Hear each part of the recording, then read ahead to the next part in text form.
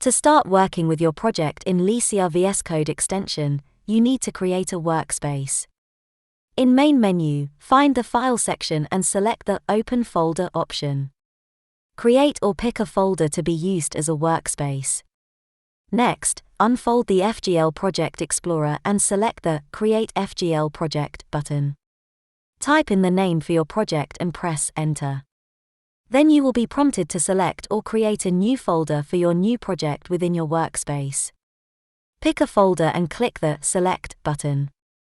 Right-click your project and select Add Build Configuration option to create a build configuration for your project, name it and press Enter. Then, call that context menu again and select Set Active Configuration option. In the following dialog, select that new configuration. Right-click your project again and select the Create New and For GL Program options respectively. Name your program and press Enter to confirm. Then, right-click the program, select Create New option, and then, Create 4GL source file. Name the file, press Enter. The editor will open a tab with this file for you to add your 4GL code. After you've finished working with that file, go to FGL Project Explorer, call the program's context menu and select Build.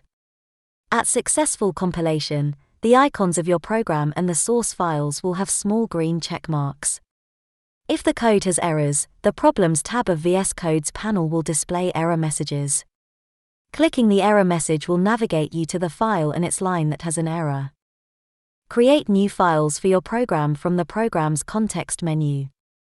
In FGL Project Explorer, all the files will be grouped into folders by their types. Now, right-click the project and set a build configuration.